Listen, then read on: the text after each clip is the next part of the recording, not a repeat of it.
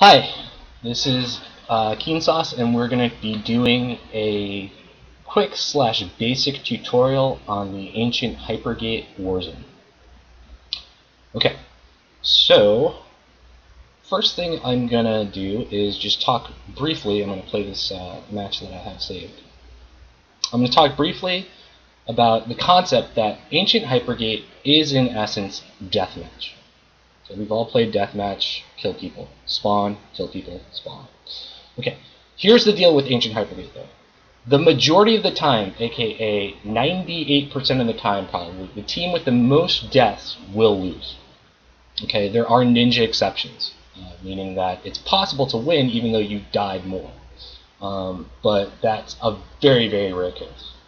Okay, score in this warzone is dependent on three things: kills, pylons, and orbs. Okay, and generally speaking, around-ish in that order. Okay, and lastly, the first to 600 points will win. Okay, so that's just basic Hypergate stuff. I'm going to go ahead and let the video play here as I describe the map. So you can see I've got my map open, and I'm just basically detailing the map here. The Imperials, which is what side I'm on right there, you can see they will spawn at the south side, and they will generally cap west. Republic will spawn at the north side, and they will generally cap east. Okay, that's just something to take into account. That's, there's no rule that says you have to cap that way. It's just when in Rome, we read left to right, and so we cap left first. Okay, so I'm going to let this play, and as you can see, I'm going to be looking at my mini map on this case, just so I can see where everybody's going. Let me pause it right now. Okay, so I'm going to point out this scoreboard really quickly, which you can see right next to my mini map. Okay, so we've got our scoreboard next to our mini map here, and you can see it's 0-0. It has a little timer at the top, and it has a little multiplier there that says X3. Okay, so let's talk about all those things within the scoreboard. Okay, let's talk about all those things within the scoreboard. Okay. So the first thing you have on the top is the simplest thing, which is the clock. And that clock is basically telling you how much time you have until the pylon burst, aka where everything not inside the middle of the map, which we will point to here, the middle of the map, which is directly that little strip right in between. And again, you can see everybody's in the middle of the map during the pylon burst. If you're not in the middle, by the time that counter goes to 0, you will die. Right? Okay. So we have that counter going. Then we have a couple we have a pylon to the left, a pylon to the right. That will reflect the west and the east pylon respectively, and that will show you who is in control of it. It will be green if you control it. It will be red when the other team controls it. Then you have a scoreboard, which shows the enemy team, your team. Right? There's a lot to get through here. There's the 0 that you see closest to your team name, and that is your I believe that is your realized score. And then you have a number at the end, which is your potential score. Okay, we'll talk about that. Or sorry. The 0 at the far end, the 0 that you see as 0 right now, that is your realized score. This right here is your potential score. Okay. Very important concept, potential versus real score. We'll get into that in a second. First thing I'm going to talk about, though, is where did that 75 points come from? Well, the 75 points came from literally just capping your pylon. It's a 5-second cap. You click the node, it's a 6-second cap. You click the node, and it gets capped. Okay, great. I'm going to let it play, and that's where you get the 75 points from. As this is playing, I'm going to say that you see 2 orbs are being run back. Okay, you can cap an orb by clicking on it, and assuming nobody interrupts you, you can run it back. It will show up on the map as these little dots. Okay, you can run orbs back. The value of an orb is this. Okay, the value of an orb is this. I'll go to my notepad to talk about this. 1 orb is going to be 2 times whatever this multiplier is. Right? So 1 orb this round will count as 2 times 3 or 6 points. Okay? Consequently, each kill that we get this round, we haven't killed anybody yet, will be worth 3 points. Okay? So that's 6 points for an orb, 3 points for a kill. Right? It looks like we're going to get at least 3 orbs out of this, so that should give me 18 points. Now here's the cool thing. So you see the 12 from the 2, right? You see the 12 points right there from the 2. Why did that show up in realized score as well as the potential score?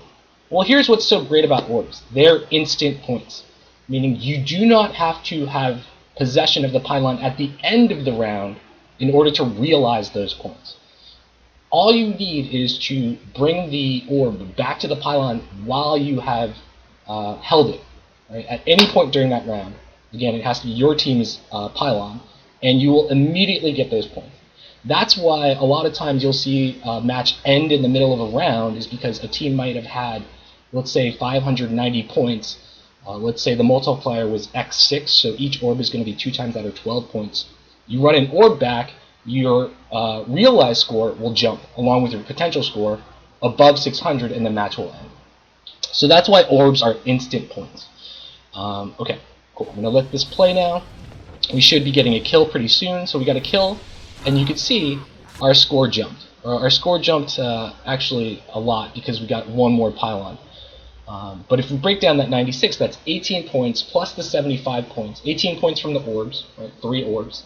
75 points from the pylon, and then 1 point from a kill, right? Or 3 points from a kill. And we're going to be getting a lot of kills this match. So I'm going to go ahead and let this play. We're wrecking on him, and this is just going to play out like any other fight where you fight people. The only thing I'm going to be looking at while this plays is the score. Right? Note the Republic team, they are stuck at 75 because 2 things. They've only capped their pylon, right? But the other 2 things, they haven't gotten a single kill yet. They've not gotten a single kill on the Imperial team. We just got the 4th orb. I can see that because we have 24 points now. I'm going to pause it right before I do that. And they haven't capped any of the orbs, they haven't gotten any kills, so they're stuck at 75 points. They're only getting the points that they get from capping their pylon. Now I'm going to do something really cool here, which I kind of just flubbed up, which is within this map, you're going to see me, and probably, again, like maybe 1% of the population do this, but these are just cool jumps that you can practice on the map. The reason this jump is really cool is because it's the quickest way from the mid to the pylon, and it allows you to get the expertise buff along the way. It takes a little bit of practice, but the next time you're in a very one-sided match, I highly recommend doing it because it will save seconds. Let me show you something else. There's a health pot right there, which I'm trying to point out. These are just little things around the map. If you're ever trying to ninja the pylon and you need to really heal up, it's always good to know that that's there. Conversely, if you're chasing somebody, always know that they're probably going to be going towards the health pot. Okay, so here we go. We got the fight. They're going to lose their node. So what's going to happen when they lose their node? Right? Well, guess what? They had 75 points, but it hasn't been realized yet. It was only potential, meaning they had to have possession of the pylon at the end of the round, when the round counts to 0, in order for them to realize those points. Because we capped their pylon, now those 75 points belong to us. Right? So you can see our score practically doubled. Right? And we've been killing them. Okay. So I'm gonna mention one last thing about the map, and you can see where I am right now. This is the speed pot, where the speed pot is. It's literally right below the spawn point. You can hide there. It will provide safety during the pylon burst, which you can see we've counted down to 0. So now, as soon as those little dots go full circle, then you're going to see a pylon burst, which will expand from the center of the pylon all the way out. Meaning, you could outrun it, but it will run faster than you. So I guess you won't outrun it unless you have like a pull or a leap or something. Okay. What you can see as I'm trying to do right here is I'm actually pointing out where you have line of sight. This is very important when you're getting attacked and you're trying to run into the pylon. Right. These 2 areas here will provide line of sight so that when you run, you will have protection from the pylon, as you can see, but you will should be shielded from any attacks coming from inside the middle by that little post there. So you can see a lot of times people will hide behind that when they're fighting. There's a lot of mechanics within the mid. There's that little cube you see in the middle. That's also a very good line of sight tool to use to run away from people. Or to avoid getting attacked, and things like that nature. So there, we've just expanded the map. And I'm just going to let this play in the background while that's going. The only thing I'm going to mention here that's changed is as soon as the round starts, you have to cap the pylon again. So generally you run back to the pylon. Notice that the score multiplier has jumped from x3 to x4. So what does that mean? That means each kill now will be worth 4. And each pylon capture will be worth 8. And that scales higher with each round.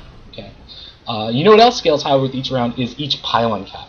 So before it was 75 points for a cap. Now I believe it's going to be a little bit higher. It might even be 100. Okay. So that's scoring. Right? That is basically how you understand what is the difference between realized score, what is the difference between a potential score.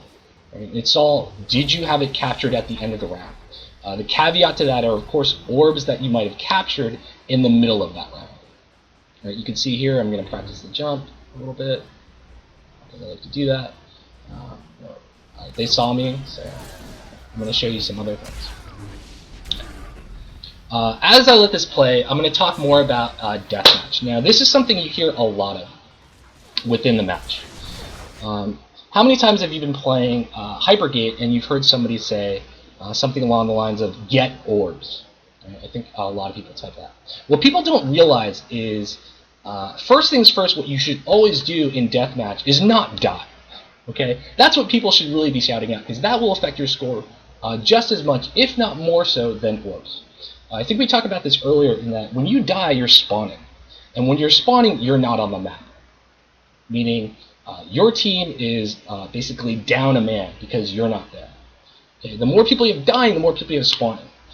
Which means the less people you have on the map. Right? If I have 4 people spawning, that means I have 4 people on the map. And this kind of goes into the rule of 8 that we talk about.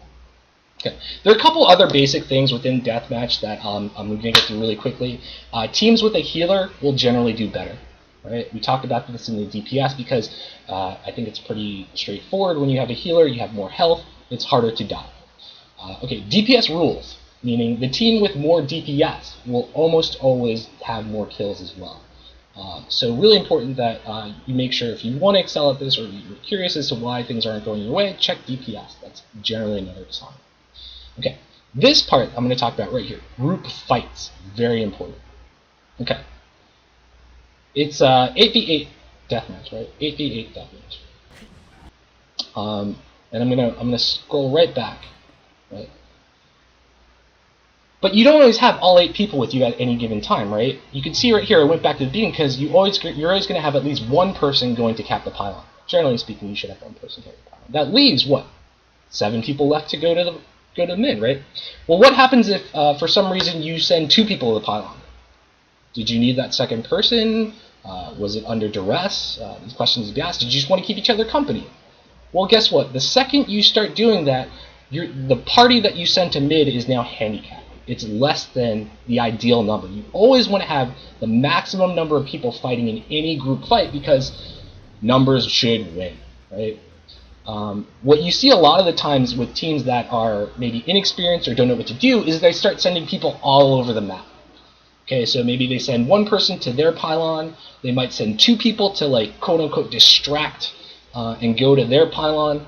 Well, guess what distract means? You're basically just giving away your life.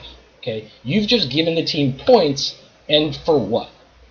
Okay, you're saying, well, I hope that, by doing that, I'm allowing my teammates to get an orb. Well, as you can see right here, it's really easy to interrupt that cap.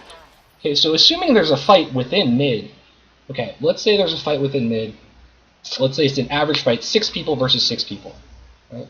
And somebody says, cap an orb. Well, it's no longer 6 people versus 6 people now, it's 6 people versus 5 people. Because one of those people is capping an orb. Guess what you're doing when you're capping an orb, or you're not doing when you're capping an orb? You're not doing DPS. You're not doing healing. So that's why I say, actually here, orbs are a luxury. Right? Meaning things have to be working very, very smoothly in mid for you to take the time to cap an orb. Right? It's much, much more important to actually gain control of mid in the form of DPS, damage. Make sure you're constantly attacking, putting the pressure on the other team. Right? And a lot of this is just team fights. Right? Last thing I'm just going to say is don't split up. Right? A lot of this gets into the case of, well, we need to cap the opposite team's pylon. That's fine. I have nothing against that. Just when you do it, make sure you do it with superior numbers. Right? Always make sure you have the amount of people on your team that you need. Right, this is running a little bit long, last couple things I want to talk about. I think we got the rest of this in the Kayaks of Pylon burst. We talked about that. Basically, you want to get inside the middle. You see those posts where you can hide behind in the middle during line of sight. We talked about the little cool jumps, why they're important, and we talked about the spawn points. That's about all I want to talk about in this video as far as scoring is concerned within Hypergate. I hope that's been clear to you guys. I hope you guys understand why it is deathmatch in Heart, why kills really do matter. The last thing I'm going to pull up is the scoreboard here, which should show that you will see, as I pause it, the team that won had very few deaths, and the team that lost had a ton of deaths. Okay, that's it. Peace out. Post any questions that you might have, and thanks so much.